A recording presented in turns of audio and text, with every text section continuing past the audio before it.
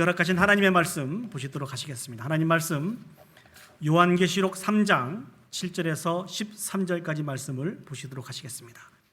요한계시록 3장 7절에서 13절까지 말씀입니다. 제가 가지고 있는 성경은 신약성경 402면에 있습니다. 요한계시록 3장 7절에서 13절까지 말씀을 제가 봉독해 드리도록 하겠습니다. 빌라델비아 교회의 사자에게 편지하라. 거룩하고 진실하사 다윗의 열쇠를 가지신 이 곧 열면 닫을 사람이 없고 닫으면 열 사람이 없는 그가 이르시되 볼지어다 내가 내 앞에 열린 문을 두었으되 능히 닫을 사람이 없으리라. 내가 내 행위를 아노니 내가 작은 능력을 가지고서도 내 말을 지키며 내 이름을 배반하지 아니하였도다. 보라, 사탄의 회당 곧 자칭 유대인이라 하나 그렇지 아니하고 거짓말하는 자들 중에서 몇을 내게 주어 그들로 와서 내 발 앞에 절하게 하고 내가 너를 사랑하는 줄을 알게 하리라. 내가 나의 인내의 말씀을 지켰은즉 내가 또한 너를 지켜 시험의 때를 면하게 하리니 이는 장차 온 세상에 임하여 땅에 거하는 자들을 시험할 때라. 내가 속히 오리니 내가 가진 것을 굳게 잡아 아무도 내 면류관을 빼앗지 못하게 하라. 이기는 자는 내 하나님 성전의 기둥이 되게 하리니 그가 결코 다시 나가지 아니하리라. 내가 하나님의 이름과 하나님의 성 곧 하늘에서부터 내 하나님께로부터 내려오는 새 예루살렘의 이름과 나의 새 이름을 그의 위에 기록하리라. 귀 있는 자는 성령이 교회들에게 하시는 말씀을 들을지어다. 아멘. 오늘 요한계시록 3장 7절에서 13절 말씀을 통하여서 천국의 열쇠를 가지신 예수님이라고 하는 말씀의 제목으로 여러분과 같이 은혜를 나누기를 원합니다. 한번 제목을 따라서 해보겠습니다. 천국의 열쇠를 가지신 예수님. 우리는 이번 주 토요일 날이 무슨 날이죠? 임직식. 임직식을 준비하고 있습니다. 이 임직식을 준비하면서 교회의 머리가 되시는 예수님의 말씀을 묵상하고 있습니다. 특히 요한계시록에 보면은 7교회가 있는데 그 7교회 중에 주님으로부터 칭찬받는 교회가 있습니다. 그 교회에 주신 말씀을 통하여서 하나님의 몸 되는 교회를 어떻게 세워가야 할 것인가, 또 예수 그리스도를 구주로 믿는 우리들이 어떻게 신앙생활을 감당해야 될 것인지에 대해서 말씀을 나누고 있습니다. 지난주에는 서문학교회를 통해서 주신 말씀을 저희들이 생각을 했습니다. 여러분 다 기억나시죠? 여러분 다 머리가 좋으셔도 다 기억하실 줄 믿습니다. 서문학교회는 다시 한번 반복해서 말씀을 드립니다만 로마 정부가 기독교를 박해하는 일들이 있었어요. 뿐만 아니라 유대인들이 많은 회방을 해서 많은 환난과 궁핍을 겪었습니다. 그러나 그런 속에서도 예수 그리스도에 대한 이 믿음을 지키려고 최선을 다했던 교회가 바로 서문화 교회였습니다. 그 서문화 교회에 찾아오신 예수님은 어떤 모습으로 찾아왔습니까? 죽음의 고통을 다 이기시고 부활하셔서 승리하신 주님의 모습으로 찾아온 것을 우리가 묵상했습니다. 그 죽음의 고통을 경험하신 그 주님께서 그 성도들을 향해서 뭐라고 말씀하고 있습니까? 너희가 만나는 환난과 너희가 만나는 궁핍을 내가 다 안다는 거예요. 여러분 이 말씀이 은혜가 되지 않으셨어요? 위로가 되지 않으셨어요? 저는 이 말씀을 준비하면서 나를 안다고 하는 이 부분에 얼마나 위로가 됐는지 모릅니다. 얼마나 소망이 됐는지 모릅니다. 그 주님이 서문학교회 성도들에게 오늘 우리들에게도 동일한 말씀을 해주십니다. 내가 다 안다. 정말 참 잘했다. 그러면서 새 힘의 말씀을 또 주시죠. 죽도록 충성하면 내가 최후의 승리를 허락해 줄 것이다. 생명의 면류관을 너에게 허락해 주실 것이다. 이 말씀을 서문학교회 성도들에게 주셨습니다. 또 우리 성도들에게 주셨습니다. 오늘은 빌라델피아 교회 성도에게 주신, 빌라델피아 교회에 주신 말씀을 같이 묵상해 보기를 원합니다. 이 빌라델피아 교회도 서문학교회와 마찬가지로 매우 힘든 상황이었습니다. 특별히 이 빌라델피아 이 지역은요, 여러 도시를 가기 위해서는 이 빌라델피아 이 지역을 통과해야 됐어요. 어떤 지역적인 위치가 그러했습니다. 그러니까 많은 사람들이 왕래하게 되었습니다. 많은 사람들이 왕래하다 보니까 도시가 자연히 번창하게 되고 또 많은 부를 축적을 하게 되었습니다. 이 당시에 하나님을 알지 못하는 많은 도시들이 그러했습니다만 번창하게 되고 많은 부를 축적하게 되면은 온갖 범죄들이 가득했던 것을 저희들이 잘 알고 있습니다. 이 빌라델피아 이 지역도 온갖 범죄들이 가득하게 되었습니다. 도덕적으로 매우 문란하게 되었고요. 또 우상을 섬기는 일들이 나타나게 되었습니다. 그 가운데 빌라델피아 교회가 존재하게 되었다는 것이죠. 영적으로 혼미한 그 시대에 하나님이 주신 그 믿음을 지키며 살아가기가 얼마나 힘들었겠습니까? 그렇죠? 우리와 똑같은 것 같습니다. 그런 빌라델피아 그 교회를 향하여서 예수님이 말씀을 주십니다. 오늘 주신 말씀이 7절에 기록이 되어 있는데요. 한번 살펴보도록 하겠습니다. 빌라델피아 교회에 사자에게 편지하라. 거룩하고 진실하사 다윗의 열쇠를 가지신 이 곧 열면 닫을 사람이 없고 닫으면 열 사람이 없는 그가 이르시되. 먼저 예수님 자신이 어떤 분이신지를 소개하고 있습니다. 거룩하고 진실하신 분이라고 말씀하고 있습니다. 이 말씀의 뜻이 무엇일까요? 예수님은 거룩하시고 완전하신 하나님이시라고 하는 의미입니다. 그 하나님 무엇을 가지고 있습니까? 다윗의 열쇠를 가지고 계신 분이라고 말씀하고 계시네요. 이것도 다윗은 누구를 상징하고 있는 거니? 그리스도의 왕권을 예표하고 있습니다. 저 열쇠는 주권을 의미하고 있습니다. 다시 말씀드리면 예수님은 하나님 나라의 모든 주권을 가지고 계신 분이시라는 것입니다. 그런데 예수님이 계속 말씀하시는 것이 하나님 나라의 모든 주권을 가지고 계신 이 예수님이 얼마나 대단한 능력을 가지고 계시는 분이 열면 닫을 사람이 없고 닫으면 열 사람이 없는 그 능력을 가지고 계신 분이 예수님이십니다. 저 말씀의 의미는 무엇입니까? 천국과 지옥에 대해서 구원의 모든 권세를 가지고 계시는 분이 예수님이시라는 것입니다. 놀라운 분이시죠. 강력한 능력을 가지신 분이 예수 그리스도이시라는 것입니다. 오늘 이 예수님이 핍박과 환난 가운데서 믿음을 지키고 있는 빌라델피아 교회를 어떻게 세워가시고 어떻게 인도해 가시는지가 오늘 본문에 잘 나타나 있습니다.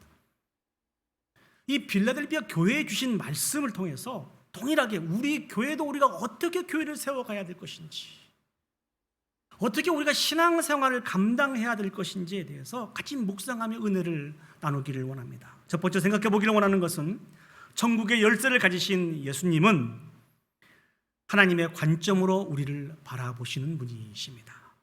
먼저 8절 말씀 한번 보도록 하겠습니다. 볼지어다 내가 내 앞에 열린 문을 두었으되 능히 닫을 사람이 없으리라. 내가 내 행위를 아노니 내가 작은 능력을 가지고도 내 말을 지키며 내 이름을 배반하지 아니하였도다 라고 말씀하고 있습니다. 특별히 내가 내 앞에 열린 문을 두었으되, 저 열린 문이 무엇을 상징하고 있는 것일까요? 저 열린 문은 천국의 문을 상징하고 있습니다. 하나님 나라의 절대적인 주권을 가지고 계신 이 예수님께서 저 빌라델피아 교회를 향해서 천국의 문을 열어놓고 계셨다는 것입니다. 더 놀라운 말씀은요, 이 열어놓은 이 천국의 문을 능히 닫을 사람이 없다라고 주님께서 강하게 선포해 주고 계십니다. 그 이유가 무엇일까요? 왜 빌라델피아 교회 성도들 향해서 천국의 문을 활짝 열어놓고 그 누구도 이 문을 닫을 사람이 없다라고 선포해 주신 것일까요? 그 이유는 그 다음 구절에 나옵니다. 내가 내 행위를 아노니 내가 작은 능력을 가지고서도 내 말을 지키며 내 이름을 배반하지 아니하였기 때문이다 라고 주님께서 말씀해 주고 계십니다. 특별히 저기에 작은 능력이라고 하는 말이 등장하고 있습니다. 여러분, 능력을 가져도 큰 능력을 갖고 싶으시죠? 저 작은 능력이란 말은 무슨 말일까요? 사상적으로 볼 때 그들이 가지고 있는 신분과 지위와 이런 부분들이 보잘것이 없는 것이라는 것입니다. 가지고 있는 재산도 한참 그리 많지 않은 것을 상징하고 있습니다. 그러니까 이 빌라델피아 교회는 아주 작고 또 초라하고 힘없는 어린아이와 같은 그런 모습이라는 것이죠. 그렇다고 한다면은 왜 빌라델피아 이 지역에 있는 이 사람들이 이렇게 작은 능력을 가질 수밖에 없게 되었을까요? 앞에서 잠깐 말씀을 드렸습니다만 이 빌라델피아 이 지역은 도덕적으로 매우 문란했다고 말씀을 드렸습니다. 그리고 이 지역이 포도주를 이렇게 많이 생산했던 그런 그 지역인데요. 자, 섬기다 이게 포도주 신을 섬기는 그런 우상 숭배도 있었습니다. 참 놀랍지 않습니까? 그러니까 포도주 신을 섬기는 그런 그 우상을 비롯해서 많은 우상 숭배가 가득했던 지역이 바로 이 지역이었습니다. 뿐만 아니라 지난주도 말씀을 드렸습니다만 예루살렘이 멸망을 당하고 많은 유대인들이 소아시아 지역으로 이렇게 도망쳐 왔거든요. 지난번에 말씀드린 대로 서머나 지역에도 그들이 거주해서 살았습니다만 이 빌라델피아 이 지역에 와서도 유대인들이 거주하면서 살았습니다. 그런데 그들의 영향력을 발휘하기 시작하면서 강한 유대주의적인 그런 상황을 가지고 이들이 살게 되었다는 것입니다. 그런 상황 속에서 이 빌라델피아 교회 성도들은 절대로 우상을 숭배하지 않았습니다. 많은 다른 사람들처럼 인간적인 모습으로 경제적인 부분들을 통해서 그런 행위를 통해서 부를 축적하지도 않았습니다. 오직 이들의 주된 관심은 어디에 있었는 거니? 신앙의 정절을 지키기 위해서 최선을 다했다는 것입니다. 어떻게 하면 거룩하게 살 것인지, 어떻게 하면 경건하게 살 것인지, 이것이 그들의 주된 목적이었어요. 오늘을 살아가는 우리의 모습과 똑같죠. 여러분 그렇게 살고 계시죠?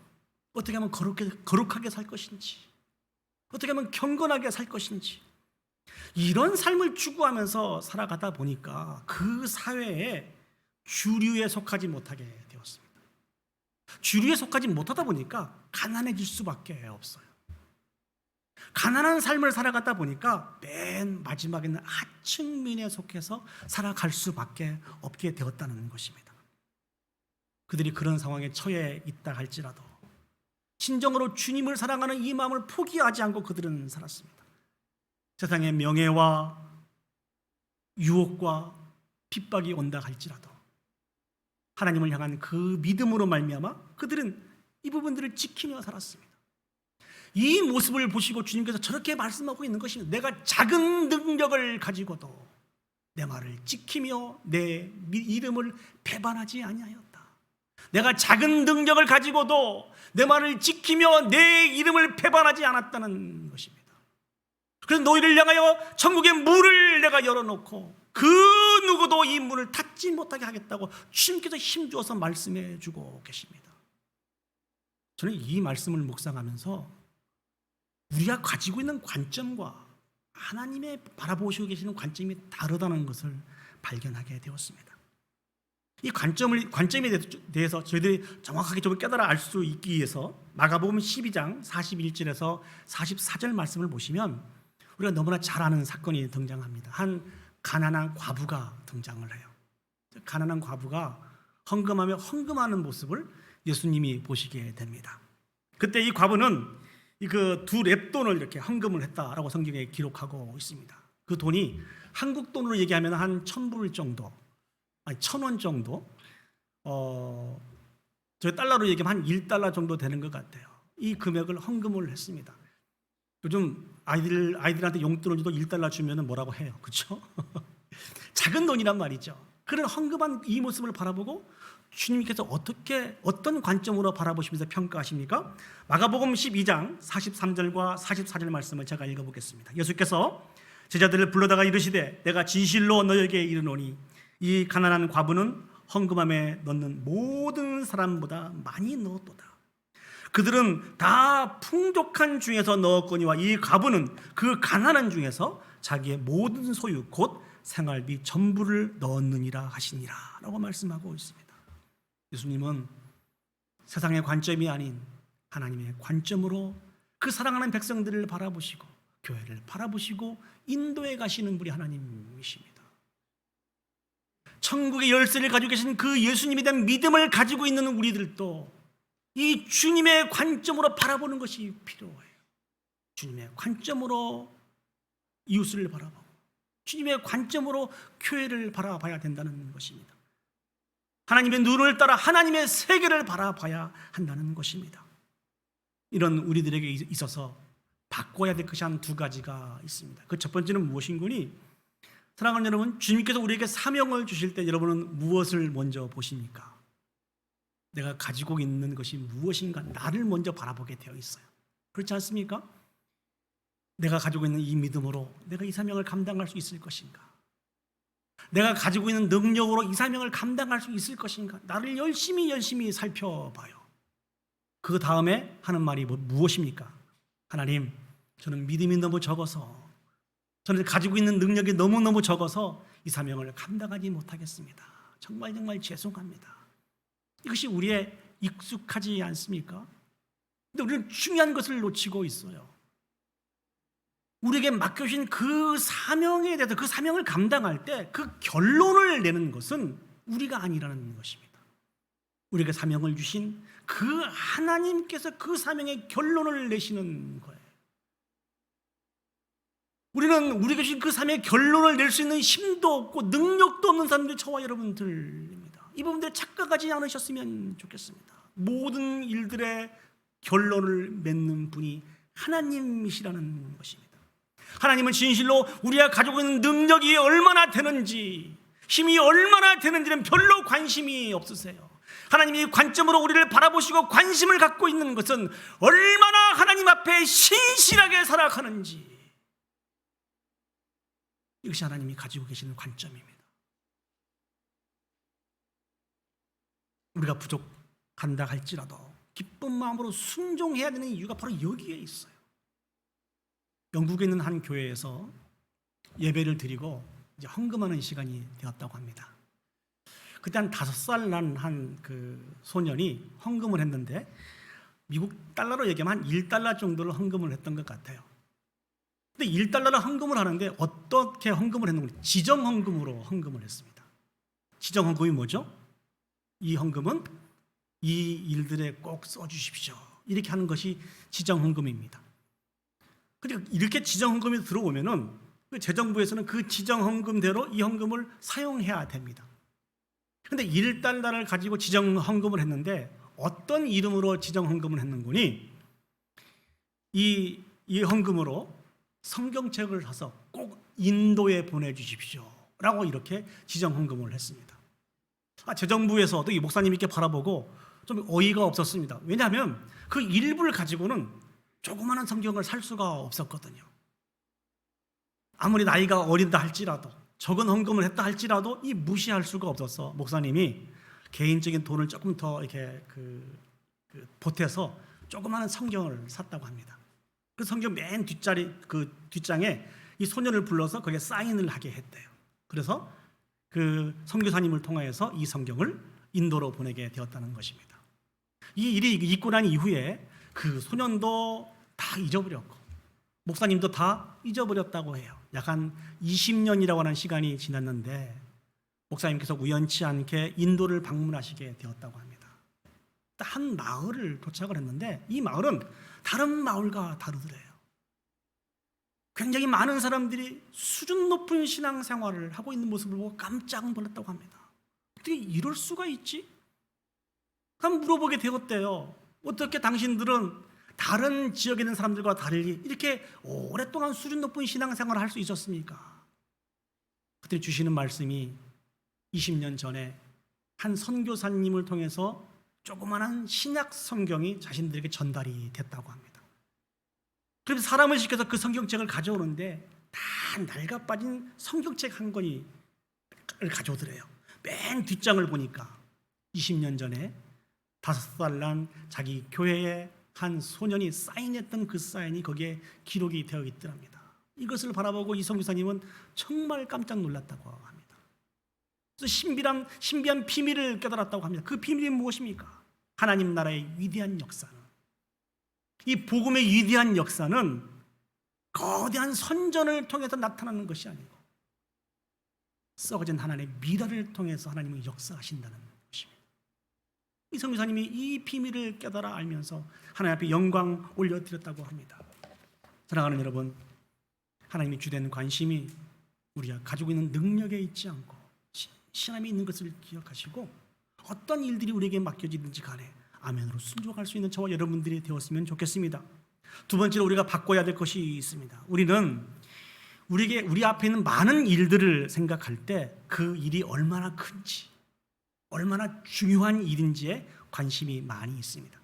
특별히 많은 부와 명예가 따르는 일들인가, 또 큰 성과와 업적이 따르는 일들에 우리가 집중할 때가 너무나 많이 있습니다.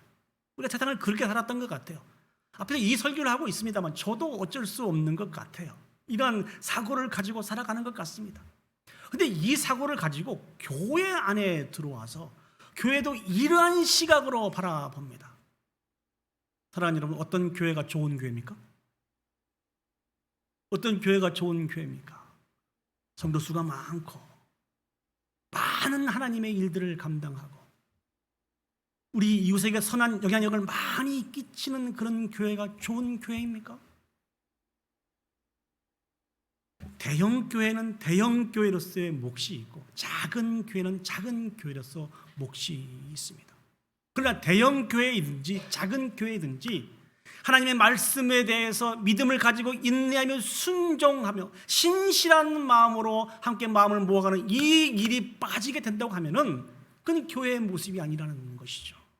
그때부터 교회가 변질되기 시작합니다. 하나님은 교회가 크고 많은 일들을 감당하고 선한 영향력을 끼치는 그 일들보다는 하나님 앞에 신실한 마음을 가지고 믿음을 가지고 인내하며 충성하며 살아가는 이 부분들을 더 귀하고 아름답게 보신다고 하는 이 사실들을 사랑하는 여러분이 기억했으면 좋겠습니다. 그러니 능력이 모자라서 주신 일들을 감당하지 못하겠다고 외면하지 않았으면 좋겠습니다. 또 내가 생각할 때 너무 작은 일이라고 해서 참 이렇게 위대한 일이 아니라고 해서 소홀하게 여기는 그런 일들이 없었으면 좋겠습니다. 작은 일에 충성할 때 하나님이 큰 일도 우리에게 맡겨주시는 분이십니다. 매 순간순간 우리에게 말씀해 주신 그 주님의 말씀에 신실하게 우리 자신을 들여가서 하나님의 영광 올려드릴 수 있는 저와 여러분들이 되었으면 좋겠습니다. 아멘. 두 번째로 오늘 주신 말씀을 통해서 생각해 보기를 원하는 것은 주님은 우리에게 말씀을 주시는 분이십니다. 그 말씀을 통해서 위로하고 격려해 주시는 분이 우리 하나님이십니다. 오늘 빌라델피아 교회는 많은 핍박과 어려움과 힘듦 속에서도 그들의 믿음을 지키기 위해서 최선을 다하였습니다. 그 성도들을 향해서 하나님께서 주신 말씀이 무엇입니까? 그게 세 가지의 말씀을 주셨는데요. 그 첫 번째는 9절 말씀입니다. 9절 말씀을 한번 보시겠습니다. 보라, 사단의 회당 곧 자칭 유대인이라 하나 그렇지 않냐고 거짓말하는 자들 중에서 몇을 내게 주어 그들로 와서 내 발 앞에 절하게 하고 내가 너를 사랑하는 줄을 알게 하리라. 최후의 승리를 기억하게 하기 위해서 하나님의 역사를 보게 하시면서 위로하고 격려하시는 분이 하나님이시라는 것입니다.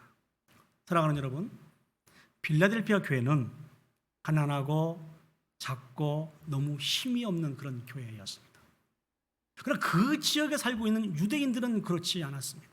세상과 타협함으로 말미암아 많은 부를 축적했던 사람들이고 진실로 하나님을 사랑한다, 메시아를 기다리고 있다고 얘기하고 있지만 오신 예수 그리스도를 십자가에 못 박아버린 사람들이고 예수님의 제자를 핍박하고 교회를 핍박했던 사람들이 유대인들입니다.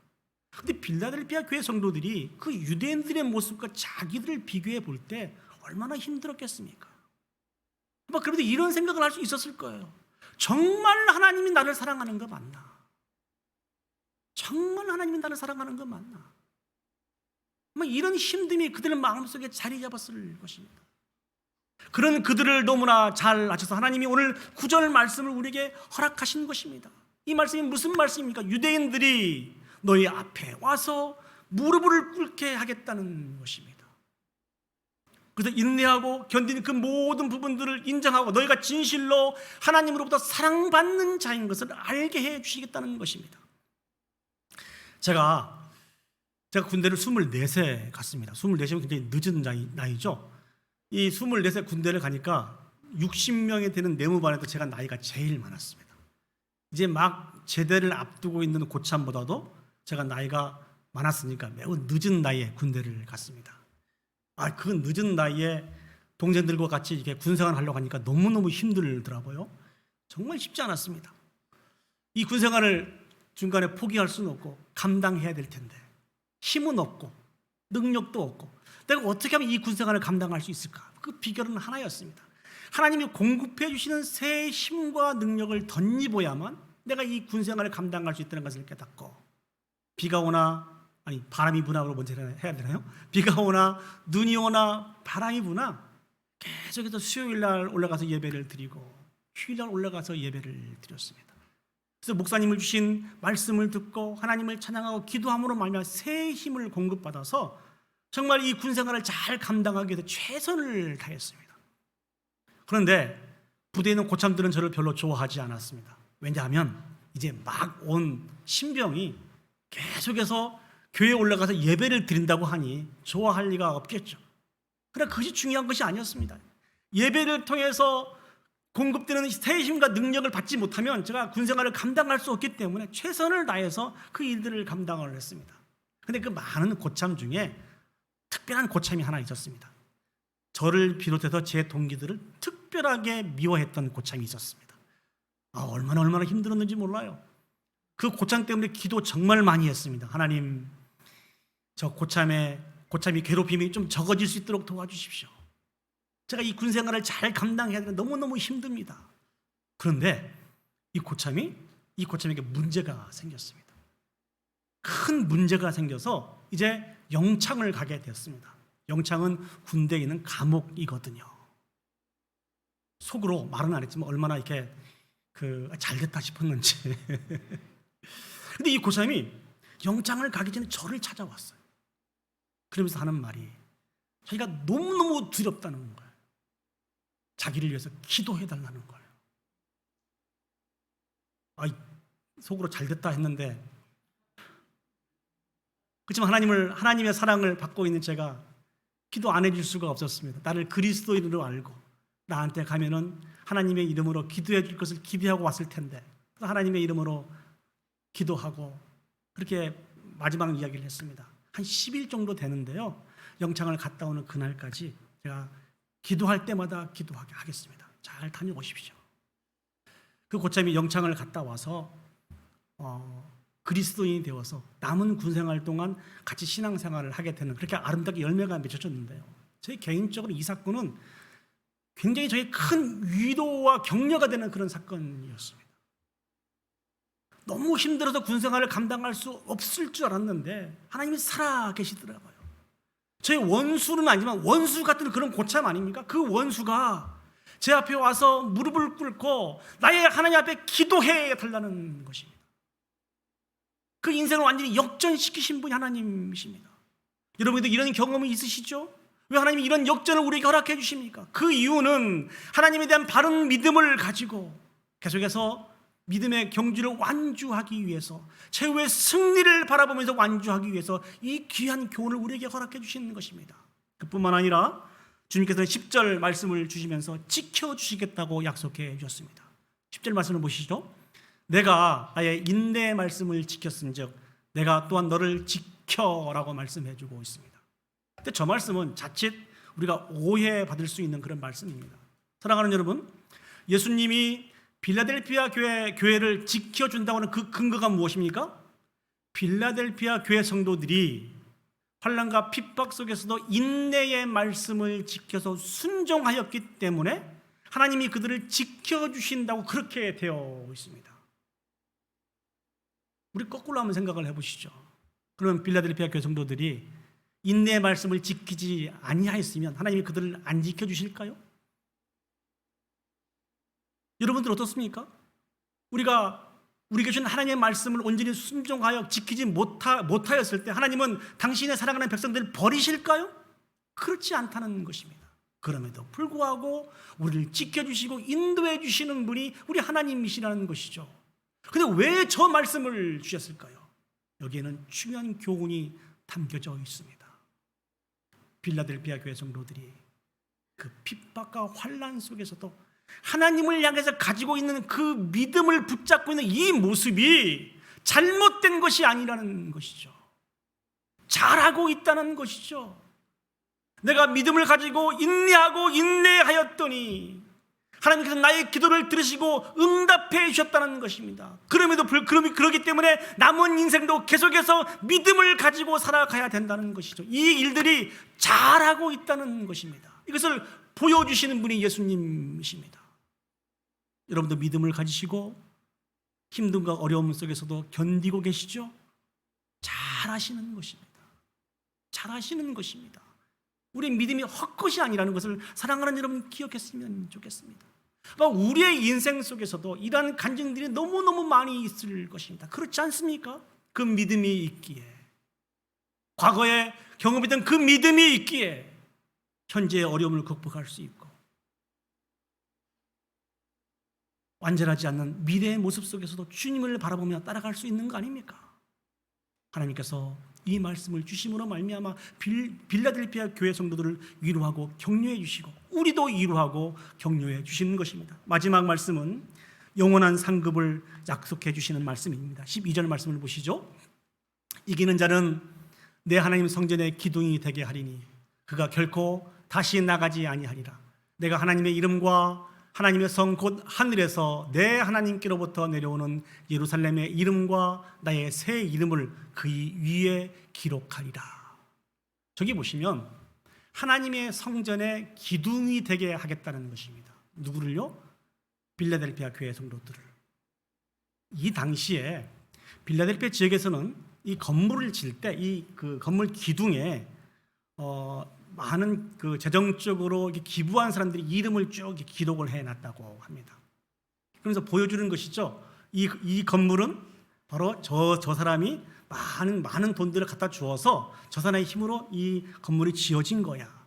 그런데 이 빌라델피아 이 지역은 지진이 굉장히 많이 있었습니다. 저도 한번 성지순례 때 여기를 다녀온 적이 있습니다만 옛날 건물들은 지진으로 말미암아 다 무너졌습니다. 그 후대 때 다시 재건된 도시이더란 것이죠. 자, 그런데 이와 같은 사실들을 너무나 잘 알고 있는 하나님께서 새로운 교훈을 심어주시면서 하나님의 성전의 기둥이 되게 하겠다는 것입니다. 눈에 보이지 않는 저 영원한 하나님의 나라의 성전에 기둥이 되겠다는 것이 이게 무슨 의미입니까? 그 무엇으로도 결코 무너지지 않고 쓰러지지도 않는 영원한 기둥으로 삼아주시겠다는 것입니다. 누구를요? 빌라델피아 교회 성도들을 그렇게 삼아주시겠다는 것입니다. 그리고 새 예루살렘의 이름과 나의 새 이름을 그 위에 기록하리라. 빌라델피아 교회 성도들에게 인쳐주는 것입니다. 너희는 나의 소유라는 것이죠. 너희는 나의 소유다. 이 얼마나 놀라운 축복입니까? 얼마나 놀라운 하나님의 은혜입니까? 이 놀라운 은혜와 축복을 통해서 하나님은 우리를 상대해 가시는 분이십니다. 동일하게 우리도 그렇게 세워가기를 원하시는 분이 하나님이시라는 것입니다. 우리를 하나님의 것 삼아주시고 저 하늘나라의 성전에 영원히 무너지지 않는 기둥을 삼아주시는 분이 우리 하나님이십니다. 우리에게는 최후의 승리가 이미 포장된 사람들입니다. 믿습니까? 이 믿음으로 살았으면 좋겠습니다. 너무 어깨 푹 처지면서 안 사셨으면 좋겠어요. 어깨도 좀 쫙 피시고 자신 있게 사셨으면 좋겠습니다. 왜? 우리는 최후의 승리가 보장된 사람이기 때문에 그렇습니다. 이런 빌라델피아 교회 성도들에게 이런 우리들이 나머지 인생을 어떻게 살아가야 될까요? 오늘 11절 말씀을 보시면 이렇게 기록하고 있습니다. 내가 속히 오리니 내가 가진 것을 굳게 잡아 아무도 내 면류관을 빼앗지 못하게 하라. 하나님이 우리에게 약속하신 그 축복의 면류관들을 빼앗기지 않도록 우리가 살아가야 됩니다. 그럼 어떻게 살아가야 될까요? 이 말씀을 준비하면서 계속해서 제 마음속에 들려진 말씀은 빌립보서 말씀이었습니다. 빌립보서 2장 5절에서 8절 말씀입니다. 빌립보서 2장 5절에서 8절 말씀을 제가 한번 읽어보겠습니다. 너희 안에 이 마음을 품으라. 곧 그리스도 예수의 마음이니 그는 근본 하나님의 본체시나 하나님과 동등됨을 취할 것으로 여기지 아니하시고 오히려 자기를 비워 종의 형체를 가지사 사람들과 같이 되셨고 사람의 모양으로 나타나다 자기를 낮추시고 죽기까지 복종하셨으니 곧 십자가에 죽으심이라. 예수 그리스도의 사역은 단 하나입니다. 철저하게 자신을 버리며 겸손하게 사셨던 삶이 예수님의 삶입니다. 이 예수 그리스도를 높이신 분은 하나님이십니다. 주님은 우리로 하여금 이와 같은 삶들을 살기를 명령하고 계십니다.